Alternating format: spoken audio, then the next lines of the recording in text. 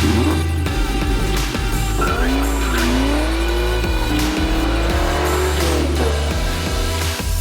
going on, everybody? We're back for another video. Behind us here, you'll see in a second, is the turbo 2 valve, but on the table here we got a bunch of parts I'm about to go over with you guys. So this has been actually a pretty long time coming, probably a couple months in the making. My friend Drew recommended this whole brake kit for me, and instead of spending like thousands of dollars on a big brake kit that's like at least $1,500 to like $3,000 or something like that, you can actually do this entire kit for around like $1,800 or so, give or take, depending if you get parts used or new. So this is super exciting. The stopping ability is going to go up tremendously because right now the brakes are really spongy and they're pretty old on this 20-year-old car. So it's definitely in need of a good upgrade. So if you want to come over here, I will start showing you everything. So this company, S&S Engineering on Facebook, makes an adapter kit. But without further ado, I will show you what we are dealing with today. So we got a Cadillac Brembo, the ATS Brembo, from I think the 2013 Cadillac to the 2017. So this guy on Facebook makes an adapter kit that allows you to use this plus a Cobra equivalent 13-inch rotor right here, and bolts right up and everything with his adapter plates, which is freaking awesome. So yeah, big shout out to S&S Engineering. I'm gonna link everything in the description of this video, so if you guys want to check it out for yourself, you can feel free to. But this thing is an absolute monster, and it's got the 4-piston design, so it's going to provide 44% braking force on the front of the car. So with that, the back loses out on that because the front is working harder to brake the car. So you can actually buy either Cobra or Ford Taurus rear calipers, and this will even out the bias of the braking. So you're going to not, you know, slam on the brakes and your back end just fishtails. So this is going to basically keep up with the front. So you need either Cobra calipers for the rear, or I think it's 93 to 2007. This is a 1998 style Ford Taurus calipers. So these were like, you know, 60 bucks. And then this kit I bought off eBay, and it also comes with the ceramic disc brake pads with the hardware kit. So we got everything needed here, the hardware, and then the beefy ceramic pads. So it's going to keep the brakes nice and clean. Also, you're going to need these high-performance stainless steel brake lines for the fronts to hook up to these Brembo calipers. So this I think I bought on Amazon for like 80-something bucks. Like I said, I'll link everything. And then last but not least, the massive 13-inch rotor. Got these on Amazon as well, and these things are freaking crazy looking, dude. They're not drilled, but they do have, you know, the slits all around, so they're going to provide some nice dissipation from the heat. But yeah, I'm super excited, so without further ado, let's just jump right into it. Alright guys, so first step for us, we ended up buying the blue G2 caliper paint. It's going to look awesome. It's going to pop off the black wheels of the car. I'm really excited for that. And also it's going to cover up the Cadillac Brembo. And I'll either buy, you know, the Brembo sticker online, or maybe one of our stickers you can find on our website. I might throw that on there. That'd be kind of cool. Nice little touch. But we're going to start painting these. This kit provides you with brake cleaner, so you're just going to, you know, spray that, make sure there's no grease or anything on the calipers before you get started. You got a brush, you got your little popsicle stick to mix the reactant. Give you a little sticker there. This is the actual caliper paint, and then this is the reactor in this little vial. So you're going to pour the entire vial into the can here. You're going to mix it for a couple minutes, let it sit for 5, I think they say, and then come back, mix it one more time before you start applying the coats. Do nice thin easy coats, and it will bubble a little bit, they say in the instructions, but don't worry about that. Just give it a few minutes to start curing. And I think the dry time is 2 hours, and then we're going to let it dry for at least 24, probably 48 hours, so that's even better. We're not going to have to worry about scratches or anything like that. So without further ado, let's cut into the B-roll and get painting.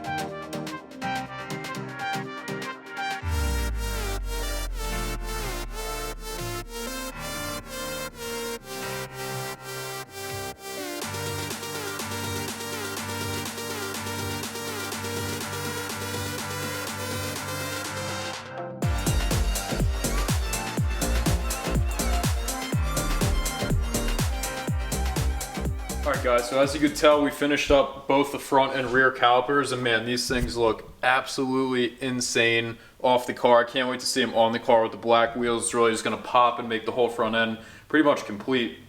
So it was pretty straightforward, you know, applying the paint, just had to watch for runs and everything, but it went on real smooth, and yeah, the G2 paint was awesome, so I'm glad I went that route. I'll definitely link it down below like I said before, but we're going to let this stuff dry overnight, and then we'll see you guys tomorrow.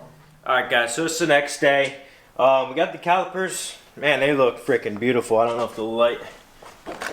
It's such a good texture. It's smooth, they're ceramic. I mean, you could see some imperfections, but no one's going to see that up close, especially through, you know, having wheels there. And then here's the rears. We only really painted the stuff that's going to be seen visibly.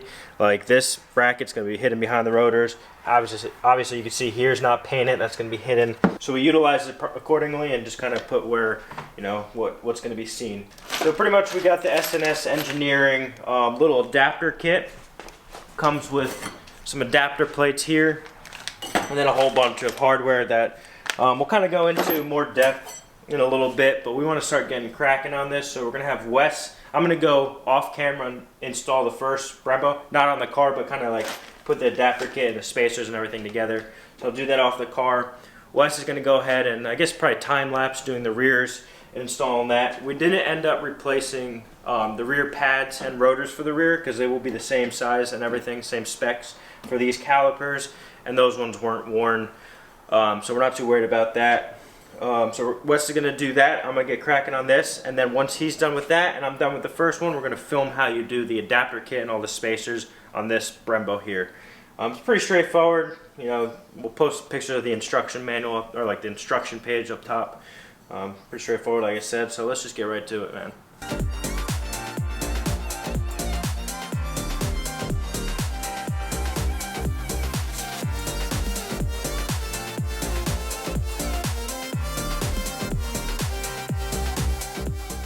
Alright, so I actually ended up finishing my Brembo up front really quick. I will put that on the car and show you how to do that in a little bit. But unfortunately, with the new caliper, you cannot use the new bracket, which is a shame because we did paint this and everything. The bolts, the holes do not line up on the back, so you have to actually reuse the old bracket, which we'll have to probably paint another day. But for time's sake, we use the old bracket. We're going to put that on and just pretty much install this bad boy. Then we'll have to remove the old caliper and bleed the system, which we'll do at the end, but pretty much going to throw this back on. So Wes, you didn't actually have to take this off. Awesome. But at least we inspected, make sure the slides are good. I'll have to look into it, but maybe the newer year Taurus, the bracket actually does line up. This was the 97 or 98, I think, so I'll just take note of that. Yeah, I mean, either way, the bracket's not really important. So if you have to reuse the old one, as long as the integrity and everything's there, you'll be fine. As long as this matches up in that bracket, you're good. So this side is completely done. We transferred over the brake line, brake hose, whatever you want to call it, to hard line on this one, and then we put the e-brake in there, and fits like a glove. Once we get the other one on and bleed the system and push the piston out once we're applying the brakes, it'll kind of snug up a little more. But this is done. We're going to keep the wheel off because we are going to have to bleed the whole system. But now let's go ahead and film the front passenger side. And that way, for this one, it's the same as the other side. We're not going to bore you with the time lapse for that. So we'll do the front, and we'll start explaining how to kind of install the kit, and we'll go from there. Alright, so now it's time to pretty much make these Brembos from the Cadillac more adaptable to the Mustang.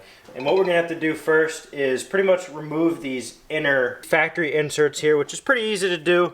You're going to pretty much take a bolt. You got to find one laying around the house. I don't know the exact thread. I want to say it's like a M14 or something like that.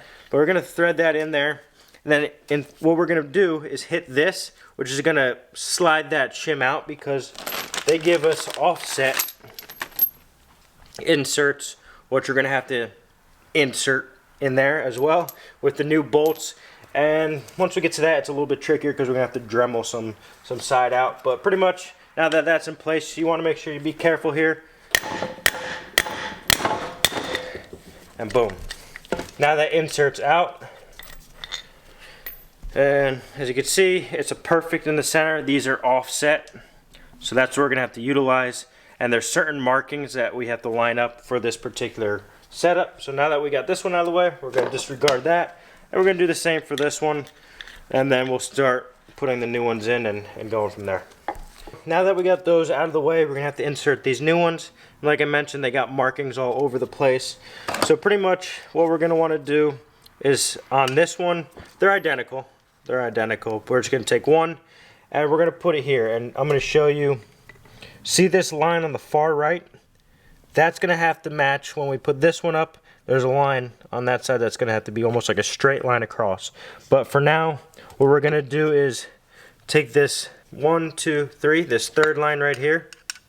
We're going to have to line that up with this groove right there. So it's almost going to be like this is straight with that. So this is going to be in line with that. And then we're going to have to press that in. And you really need a press, or we got our little Harbor Freight special. Yeah, the Harbor Freight vice grip, and that kind of does work for us. So just make sure you have some kind of press. What we're going to do is keep that one lined up. We're going to put it in the vise. You do want to be as precise as possible, so when you're mounting these, you have no issues. So we put it in the vise. Now we're going to just kind of send her home. Very tight in here, but it's going to start pushing it in little by little. As you can see, it's moving in. And probably going to need to put that camera down and have Wes. Maybe not. I can get this too. Alright, so we're going to put it in halfway like that. Then I'll show you the fun part. Alright, so now that we just got it in halfway, not even, we're just making sure everything's kind of lined up. So we're going to flip it over here, and as you can see, the threads are almost under this part right here. So we're going to have to take a Dremel, you can take a drill bit, whatever the case may be. You just got to kind of shave this. And like I said earlier, this is aluminum, so it shouldn't be too difficult just to make that fit. Because if we want to go in those threads right now, it's blocked by that. So we're going to have to take some of that out, which is pretty easy to do. We got some Dremels here, we got some drill bits. What I'm going to do is take a marker and kind of just give myself an idea of how far we got to go back, because I'm going to want to remove that insert so I don't have any damage with the threads by accident. The drill slips in there, whatever the case may be. I don't want to damage those threads. We only got, you know, one per each, so make sure everything counts. So we'll take that out. To get that out, we've been kind of just tapping it out little by little and just avoiding the threads at all costs. So we're going to take it out and we'll start drilling.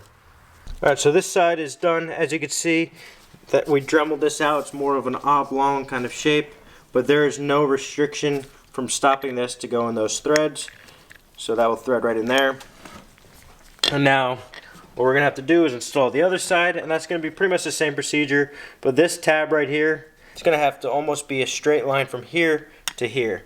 And then also you can see this middle one is lined up with that part right there. So it's going to be same procedure as I just did right there. Press it in, drill out the little area on top so we can make it fit without, you know, catching the back side of this lip right here. So I'm going to go ahead and just do that right now.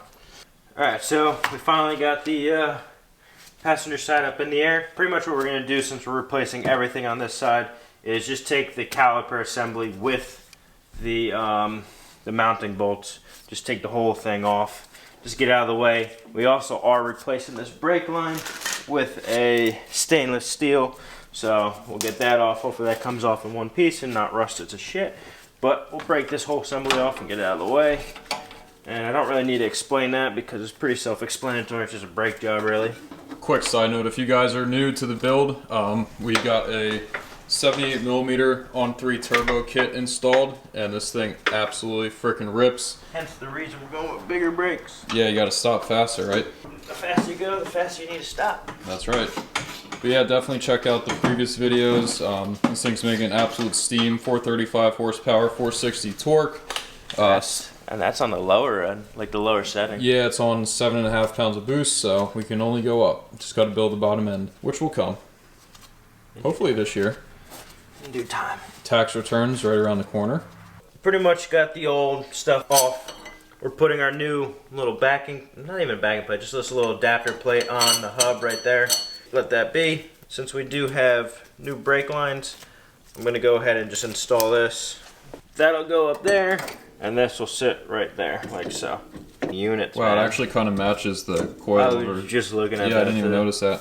So, put that to the side. I'll do all the fine tuning after that, but let's see this rotor. Beautiful. Damn, it's heavy. So much bigger. But yeah, that's pretty much how that's gonna sit. I'm gonna put a lug on there to hold it in place. And these things are beautiful. So as you can see, that is how it looks. You can see there's a little issue here. We had some clearance, goes all the way around. It's just surface scratches. We had some clearance issues, but we made them work. Once the piston's pushed out and the pads are seated properly, it's gonna spin and, you know, have no rattle like that. But unfortunately, we couldn't use these. This bolted up perfectly with the new banjo bolt. Unfortunately, this diameter is different than the OEM one, so not the biggest problem in the world. Unfortunately, we have to keep the old style, but it is what it is. It's still going to function properly, and you know, this is bam. I don't even know what to say. This is beautiful. Hold that little rotor up to this massive 13-incher. It's going to be. Oh my god. Yeah. And also one thing we didn't mention is if you do an upgraded caliper kit, you got to make sure your wheels are going to clear that, because this does protrude out a lot more. So we made sure, we've been asking a lot of people, some people we know have this set up and have the same wheels and said it clears, so we took their word for it, and it does indeed clear. So just keep that in mind. That's another thing. If you have a deep dish with like almost inward style spokes, you might have clearance issues. So if you're doing this, just do your research, really. But overall, it's pretty much just essentially a brake job. You're just upgrading. That's really it. We're gonna go ahead and do the driver's side off camera, just get it cranking. It's already 12 o'clock here. So we're gonna get that done, and then we gotta bleed the system. We'll get cracking. So finally, both sides are done in the front, and same with the rears. So now it's actually the bleeding time. Usually when you bleed the system, you do the caliper furthest away from the master cylinder. So in that case, it's gonna be this one, and then we'll go to that one, and then we'll go to this one, and then end on that one. And for the rears, it's pretty much this normal bleeding process. But for the front, since we have Brembos, we have a bleeder screw here and a bleeder screw there. You gotta bleed both of them, and then same on the other side. So yeah, we're just gonna start bleeding them. And then we'll probably end today's video, we'll put the wheels on, show you how it looks there. And then I think Wes, when he has time, the following day when it's nicer out and it's not dark, he's gonna put them to the test and see what these, you know, these Brembos are really all about, especially with all the power he's got. So let's start bleeding. One eternity later. Alright guys, so it is another day, and we actually finished the Brembo brake upgrade completely, which is amazing. They are 10 times better than the original brakes, I will say. Those extra 2 pistons really do, you know, just make a huge difference. Unfortunately, as you can tell, the car's wet. It's been raining the past like 3 days.